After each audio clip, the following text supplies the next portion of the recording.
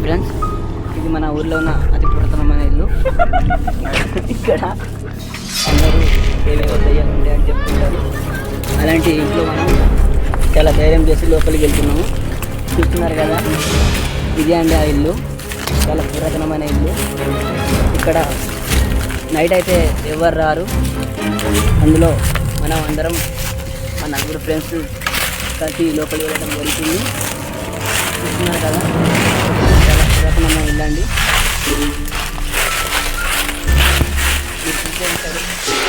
కాలంలో పురాతన కాలంలో ఈ ఇంట్లో చాలా బంగారు గదులు నిధులు ఉన్నాయని మన పెద్దలు చెప్పేవారు.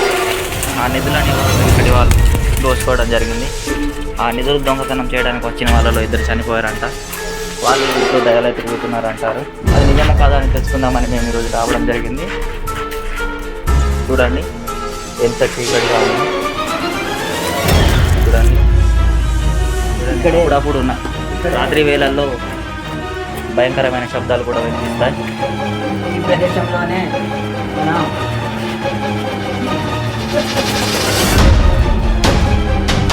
బంగారం దాచిపెట్టడానికి ఒక సపరేట్ గది కూడా నిర్మించడం జరిగింది. ఆ గదికి తలుపు అనేది ఏం లేదండి. ఒక చిన్న కిటికీ, ఒక చిన్న ద్వారం ద్వారా ఆ కిటికీ అనేది బద్దలు కొట్టి తీసుకెళ్ళడం జరిగింది. చూడండి ఎంత లోతుగా ఉందో. ఇక్కడ పెద్దలు వస్తున్నాయండి అనుకుంటున్నారు. అలాగే గజల్ సౌండ్, అలాగే రావడానికి చాలా మంది భయపడతారు. ఇక్కడ ఆ పురాతన కాలంలో నిధులు దొంగతనం చేయడానికి వచ్చిన వాళ్ళలో ఒకరు ఈ చెట్టు కిందనే మరణించడం జరిగింది. అప్పుడు అతను రాత్రి 12 గంటల సమయంలో దయ్యమై ఇంటి పైన డ్యాన్స్ చేస్తున్నట్టు పెద్దలు చెప్తుంటారు. ఇంట్లో ఉన్న వాళ్ళు బంగారాన్ని ఇలాంటి కుండ పాత్రలో ఉంచి తవ్వి బొంద వేసేవారు.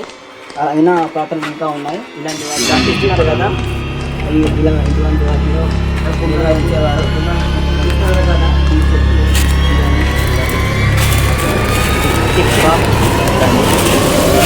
చూడండి ఎంత ఇదేంటో. మనం ఇప్పుడు ఇంటి యొక్క వెనక ద్వారంలోకి వెళ్తున్నాం. దాన్ని ఇక్కడ అతి పెద్ద బాము అనేది కూడా ఇవ్వడం జరుగుతుందంట. ఇలాంటి ఇళ్ళలో చూడండి ఇందులో ఒక కుండ అనేది అమర్చడం జరిగింది. ఇందులో చూడండి గోడ లోపల భాగంలో ఒక కుండను అమర్చి అందులో బంగారాన్ని పెట్టి మనం ఇక్కడ నుంచి తీసుకెళ్ళిన దృశ్యాన్ని చాలా స్పష్టంగా చూడవచ్చు.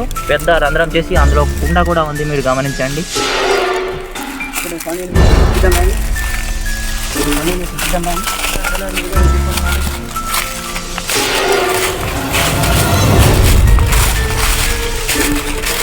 ఏదో మేము అలా చూస్తుంటే మాకు ఒక విద్య శబ్దం అనేది వినిపించింది. మనం చూద్దామని వస్తే